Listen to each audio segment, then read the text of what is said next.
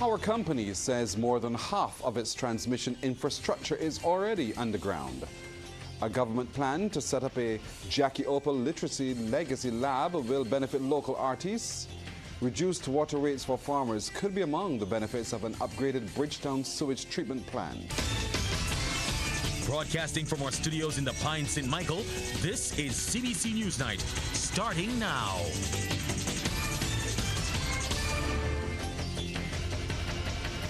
Good evening, I'm Pearson Bowen. The Barbados Light and Power Company estimates that it is 20 times more expensive to invest in an underground electricity network than to have one above ground. That's according to the company's Director of Operations, Johan Graves. His comments come as the hurricane season causes more attention to be focused on the resilience of Barbados' electricity supply. Crystal Hoyt has more. The Barbados Light and Power Company says with the island at risk from more weather events, resilience is top of mind for the country's sole electricity provider. Director of Operations Johan Graves says more than half of its transmission infrastructure is already underground. Barbados Light and Power has about 60% of its transmission infrastructure that is actually underground, and we have is a small proportion of our distribution feeders that are actually underground. So there are some areas, so like let's say for town, for example, Swan Street, those areas are completely underground. St. Lawrence Gap is completely underground. We are continuously looking to see how we can improve the resilience of our network.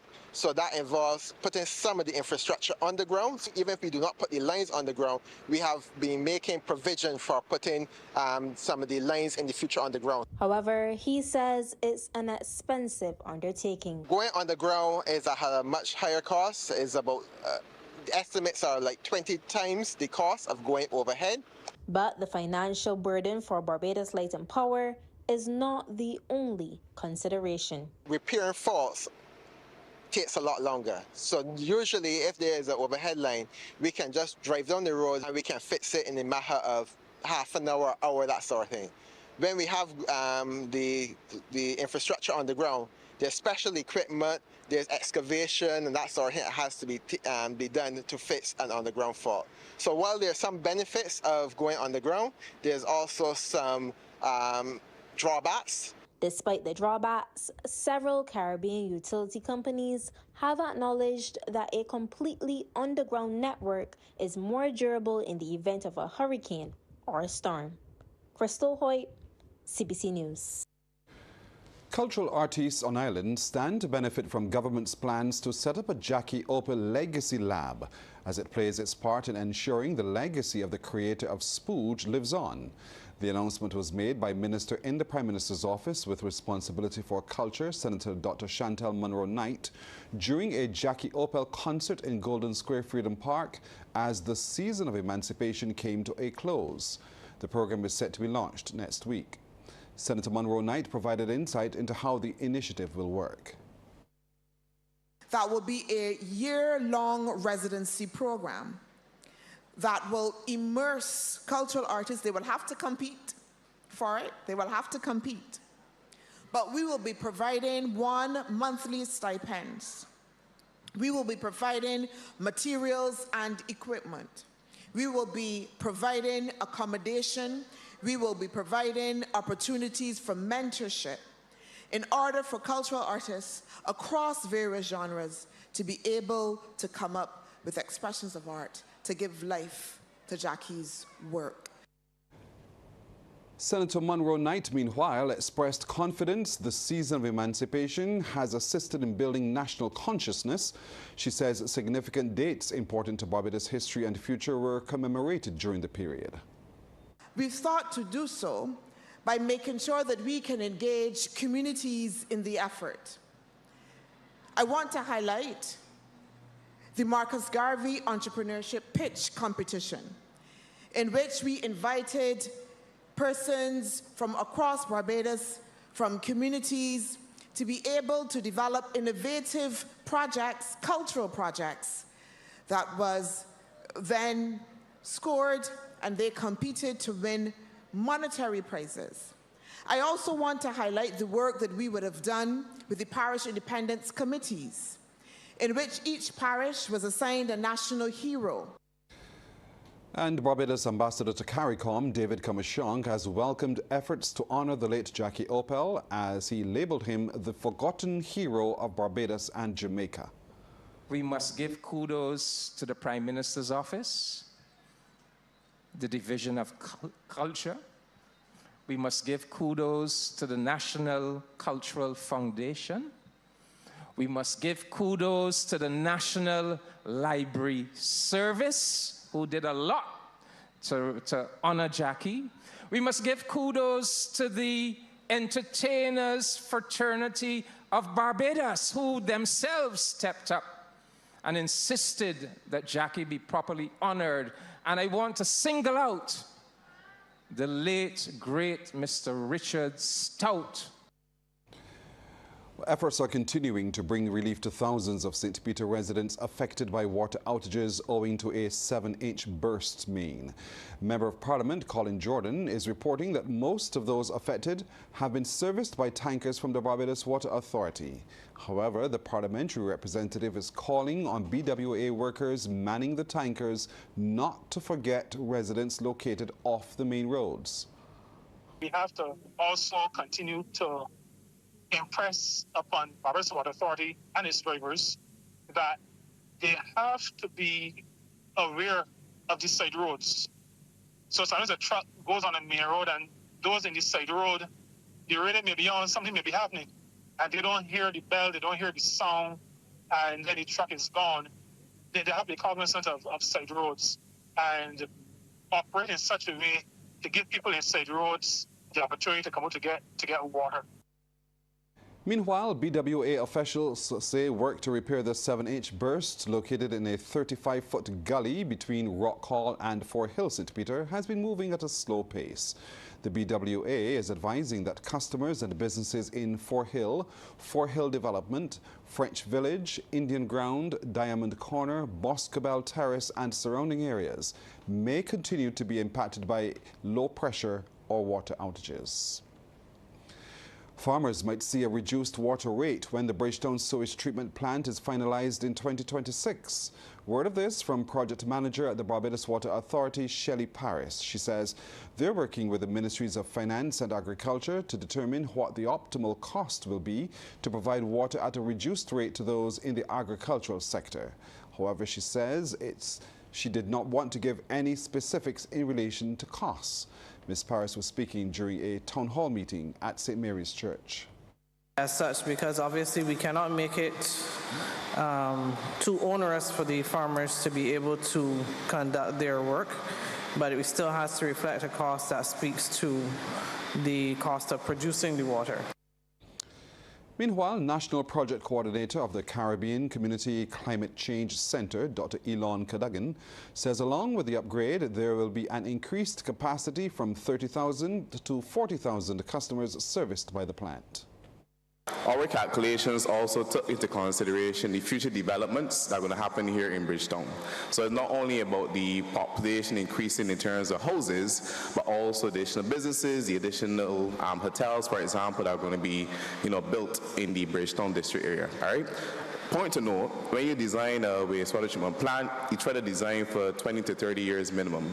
So these things will be taken into, have been taken into consideration for the increased growth and population density in Bridgetown. 2 families have been displaced following a fire at Chapel St. Philip. Homeowner Adrian Bain says he was at home when the fire broke out this evening. According to him, the blaze eventually spread to his mother's house next door. All of my clothes, my bike car, my ID car, everything got up in flames. When I was 50, so I will live here for all my life. It's my father's property, but I come over to me and my brothers. Meanwhile, his brother Ansel Bain says his house started to burn as well, but he was able to save it from being destroyed. I just had to run and save my house and thing. My house began to burn and thing, but I got to wrap my house and thing, and everything was good. But I don't know how my mother gonna cope with the house that burned down and thing. And my brother, cause my brother been living in the house, and everything in the house gone. Nothing is saved. None of the 2 houses. Well, CBC News understands all of the houses were uninsured. We'll take a break here, but coming up, Barbados confident of retaining the Caribbean National Culinary Team of the Year title. The Barbados Hotel and Tourism Association is confident that Barbados will defend its Caribbean National Culinary Team of the Year title at the Taste of the Caribbean competition. Chief Executive Officer Ryan Ford says a solid management team has been put in place to mentor those chefs who will be participating in that competition in Miami this November. There were 4 very closely contested contestants. I found that the presentation of it was unique. It was different. It wasn't a basic item to come off a dessert menu. Obviously the taste preference and the time that they put in, I leave that to the judges because they're the specialists. For me as a patron, I would have gone at my table and it would have been enjoyable. I think that there's a lot of legs to run with now. Obviously we're having 2 months of preparation towards the competition, and the specialists here that are going to guide them in the training, the management team. I think they're on a good path. A lot of creativity, I think, is going to come out of this competition. Well, today, 4 chefs from the BHTA's membership participated in a pastry competition held at the Hilton Barbados. The winner of the competition will be a part of the Barbados National Culinary Team headed to Miami. Team manager, Executive Chef Adrian Cumberbatch, says he's satisfied with the outcome of today's competition. This morning competition was excellent. The 4 contestants put their best foot forward, produced some wonderful plates. We just came from tasting, got some beautiful Caribbean and Bajan flavors throughout the plates and throughout the competitors, so kudos to the competitors this morning. 16-year-old Barbadian-born Oliver Gooding is making the most of the cricket scholarship in England he was awarded. September marks the beginning of the 2nd year of that scholarship, and he's been sharing his story. 16-year-old Oliver Gooding has his eyes fixed on becoming an international cricket star, and he's well on his way to achieving this ambitious goal. Next month, he will begin the 2nd of a 2-year cricket scholarship at the King's School, Bruton, Somerset, England. CBC News chatted with the all-rounder at the Carlton Cricket Club, where he was doing what he loves, playing cricket. Oliver, who's home on summer vacation, says accepting the scholarship offer is one of the best decisions he has ever made. It wasn't really a hard decision. It was more of an instant yes, because the opportunities in the UK when it comes to cricket are way better than just playing cricket in Barbados and playing for a Barbados team and then it finishes there if you're not good enough. But in the UK, there's more routes and roads to take, more paths. So it was a pretty simple decision for me. The former student of the Alexandra School is currently working on completing his General Certificate of Secondary Education at the boarding school. He says he has been managing to maintain good grades while keeping in touch with cricket.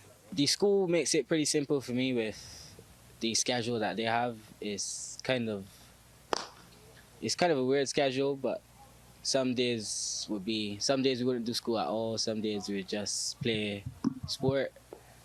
But to make up for those days that we don't do school, we do a bit of every day there's 2 hours of work you must do under supervision, so it's pretty simple for me to keep up with my grades. Describing life in England as good, Oliver is encouraging other young Barbadians to put in the work that will open doors for them. Always focus on yourself and no one else. Focus on your game and no one else's game, because that's what matters when you get to the higher levels or the level that you want to play at. It's about your game and what you can do.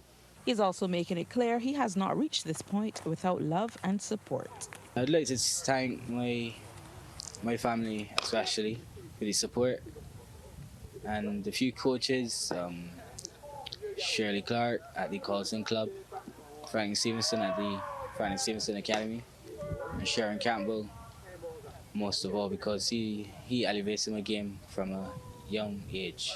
Oliver, who has played matches locally and regionally, says the most runs he has made is 127 not out in 20 overs, and his best bowling is 7 for 29. Success at cricket is not the only thing on his list of future achievements. Oliver tells us he fancies being an engineer or pursuing a career in the financial industry. Lorna Jones, CBC News. Former DLP parliamentarian Dame Maisie Barker-Welch passed away this afternoon just after 4. Dame Maisie, who touched the lives of many through her work, has been described as a fearless politician, school teacher, women's advocate, a seroptimist, wife and mother. Dame Maisie was a former vice president and president of the Barbados National Organization of Women, founded in 1970, and was that organization's representative in the Caribbean Women's Association and Barbados representative at the first UN Conference for Women on Population Development in 1973. Recently, she was recognized by the Organization of American States Special Session of the Permanent Council under the theme Best Practices for Advancing Gender Equality and Preventing Sexual and Gender-Based Violence in the Americas.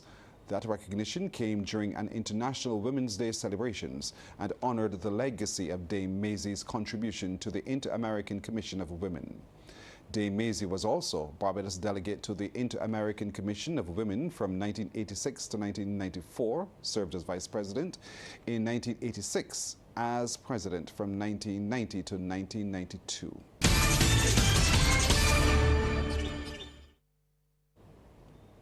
Time now for Sportsnet as we're joined by the long-lost Damien Best. Damien, good evening to you. Found at last. Good evening to you, Pierce. Good evening to our viewers and listeners. Let's start with some cricket news. It will be Trinbago Knight Riders versus Barbados Royals in the final of the 2024 Massey Women's CPL. Well, opener Shea Hope led the way as West Indies completed a whitewash of South Africa, winning the third and final T20 last night by 8 wickets by the DLS method. As we reported yesterday, the game was reduced to 13 overs per side due to rain, and South Africa scored 108 for 4 at the Brian Lara Cricket Academy. Player of the match, Romario Shepherd, took 2 for 14. Now in reply, Hope with an unbeaten 42, Shimron Hetmeyer 31 not out, and Nicholas Pooran 35 eased the Windies to a revised target of 116 in 9.2 overs. Some netball news now. Barbados battled hard for 3 quarters, but in the end, Northern Ireland pulled away to complete a clean sweep of their test series at the Willie Gymnasium last night. Northern Ireland led all quarters before closing out the match and the Paradise Cup with a 55-45 victory. For Barbados, goal attack Latonia Blackman netted 20 goals from 21 attempts, and goal shooter Demia Waldron 17 from 20. Goal attack Rhoda McCloskey was the high scorer for Northern Ireland with 24 goals from 29 attempts. Here, that's it for the first half of Sports, Pearson. I'll be back in a bit to tell you about maybe some track and field in terms of the update from the World Under-20. All right, Damien, thank you. We'll take a break too, and we're right back with our business report. In business tonight, not franchising sooner is the only regret businesswoman Shauna Rawlings has. The owner of Delicious Treats tells a business report Barbados and the region are ready for franchising, and she's being asked by many about the industry. Trevor Thorpe reports. Shauna Rawlings says the foods produced in Barbados are of a high quality. That's why she says Barbadians living abroad and many other people are asking how they can get food produced here where they live. What we have in the Caribbean, as I said in another interview, is not mediocre, and it is not, substantial to what we think the US or the UK has. What we have is just as good or even better because of the way we prepare our foods. And I think that it is time that we take what we have to the world. Ms. Rawlings gave details about franchising. Franchising is documenting all of your processes, your systems, your recipes and everything. And you put that in a booklet and you say, hey, if you follow these steps, this is what it will take to run a successful franchise, no matter what industry, if it is food, if it is cars, if it is pets, no matter what it is. It's basically documenting everything. And even if you don't franchise, documenting your processes and your systems is critical, especially for businesses who have 10 years plus. And when you are looking at succession planning, and you have your kids and your legacy, it is imperative for us to document what we do, even if we're not franchising. And she says Delicious Treats could soon be in overseas markets. Delicious Treats is looking at opening in Miami for sure. We went up, we had the franchise shows, and over 90% of our leads are coming from Miami, Florida. So we have to go where the data is telling us to go. So we are focusing very soon. We should be opening in Miami. The Delicious Treats creator also drew reference to mentorship as being a necessary tool for franchising, and she's ready to offer the service. Trevor Thorpe for the Business Report. Thank you, Trevor. Time now for tonight's trading report. In Jamaica, Sagicor Select Funds Limited Financial, with 4,228,590 units, was the volume leader, followed by Radio Jamaica Limited and Trans-Jamaican Highway Limited. In Trinidad and Tobago, Massey Holdings Limited was the volume leader, with 775,129 shares changing hands, for a value of Trinidad and Tobago $2,713,312.62, followed by Scotiabank Trinidad and Tobago Limited. And here in Barbados, Cave Shepherd and Company Limited was the sole security, trading 116 shares at Barbados $8 each. And that's tonight's business report. We'll take a break, a look at the weather with Carrie Ann O'Neill when we come back.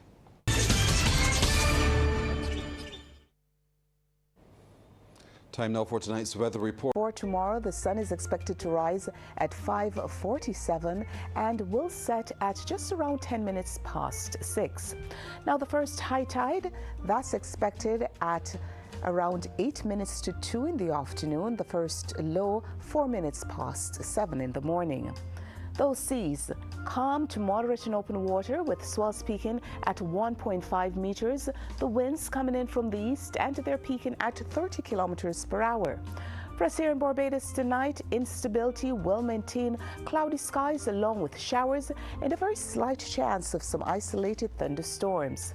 Over the next 3 days, we are expecting weak instability to maintain, occasionally cloudy skies along with some showers.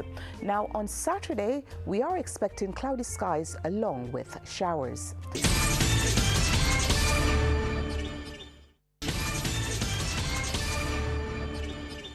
We're back with the second half in sports with that update in athletics, I believe, Damien. Thanks so much, Pearson. Indeed, Barbadian sprinter Kishwana Niles finished third in the final of the women's 100 meters at the World Athletics Under-20 Championships in Lima, Peru, just moments ago. Running in lane 4, Niles clocked 11.37 seconds for bronze, with Alana Reid of Jamaica taking gold in 11.17 and Adija Hodge of British Virgin Islands silver in 11.27 seconds. We will have, of course, the highlights for you tomorrow night. Well, the recently crowned Caribbean Football Union Under-14 Challenge Series Tier 2 winners, Barbados, are back home. CBC's Amory Burke reports.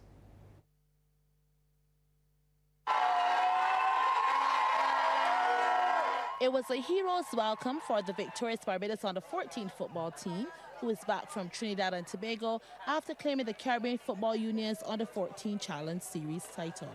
It was a sea of blue and yellow and sheer jubilation from parents, officials, friends and well-wishers who packed their arrival hall at the Granny Adams International Airport. Among those welcoming the young Tridents home was Minister of Sport Charles Griffith, who lauded the team for their exemplary play that saw them not only return as winners, but ended with an unbeaten record. Minister Griffith added that their victory was a significant one. This is the first time that any national team would have won a regional football tournament. And the fact that the Under-14 guys did this is really special. Special for them in relation to all that we're seeing happening on the island with young males. The fact that we have a group like this that can represent the country at this level and bring success. I mean, you can see the elation in the parents here this evening. I want to compliment the coaches and the Barbados Football Association for the work that they're doing with this young team. I believe that it only augurs well for us going forward. If we can keep this team together, then maybe down the road we can see a national team similar to the one that was in Africa some time ago that was actually unbeaten. I salute the youngsters. government will do all that is necessary to ensure that we have continuous success, not only in football but other disciplines. Echoing the significance of the win is head coach Fitzgerald Carter. It's really satisfying to see that we could actually we played 6 games and we won all 6, and even that alone is a milestone that we've crossed. So that's really, really good. I feel really happy about it, and I'm encouraged to encourage the other coaches to know me that we can compete at the regional level. So let's keep working, let's keep carrying the teams out, let's keep working hard and bring some results to Barbados. So these are the young men who brought glory to Barbados, and with their achievement have been promoted to the CFU Tier 1 and will now turn their attention to preparations for the CONCACAF Under-15 tournament scheduled for next year. Thanks, Anne-Marie. Congrats once again to the team. Well, the National Sports Council and the Barbados Football Association are collaborating to host a benefit match in honor of the late Kenville Cab Lane, former Barbados national team and Paradise FC head coach. The match is set for tomorrow at the Wildy Turf, kicking off at 7 p.m. Lane, who passed away in July after a brief illness, also served as a coach with the National Sports Council for 25 years. The Council's Marketing and Communications Officer, Roberta Dowell Morris, says the match serves to honor his legacy as well as lend support to his family. When the suggestion of a benefit match was put forward of a way to honor the legacy of Cab, it was a no-brainer. Cab was not only well known in our local football fraternity, but was also highly respected by numerous players and sports administrators, and the idea of a benefit match in his honor was supported at the highest levels of the council and the BFA. Paradise FC will take on the Friends of Kenville Cab Lane, and game time is 7 p.m. Admission is $20, and all proceeds go to the family of the late Cab Lane, and we're encouraging everyone to come out as we remember him and to support a worthy cause. Well, that is my time for sports tonight, Pearson. Once again, congrats to Kishwana Niles, bronze in the under-20 girls. I endorse your message entirely. Thank you, Damien. We'll be right back after this break.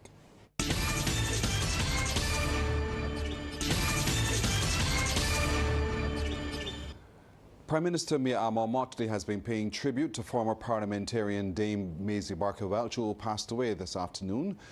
The Prime Minister says Dame Maisie was a trailblazer in building a path for women as political representatives in an arena that continues to this day to be male-dominated. She says it would not surprise her to learn a significant number of younger Barbadians see the current lineup in the House of Assembly with 7 female representatives and take it for granted that this has been the norm. She says the fact is that between 1951 and 1994, there was never more than 1 woman in the House of Assembly at any time, whether it was Dame Ermi Bourne, Gertrude Eastman, Dame Billy Miller, or Maisie Barker-Welch. According to Ms. Motley, it was not until the 1994 general election that Dame Billy was eventually joined by Elizabeth Thompson and herself, breaking the single female presence that lasted on and off for 43 years. Ms. Motley says that is the background against which she pays tribute to Dame Maisie, a former representative of St. Joseph, senator, cabinet minister, president of the National Organization of Women, and Barbados representative on key international bodies, including the Inter-American Commission of Women. And that's our time tonight. Thank you for yours. I'm Pearson Bowen. For the crew, to all of you, good night. By God's will, we will see you tomorrow.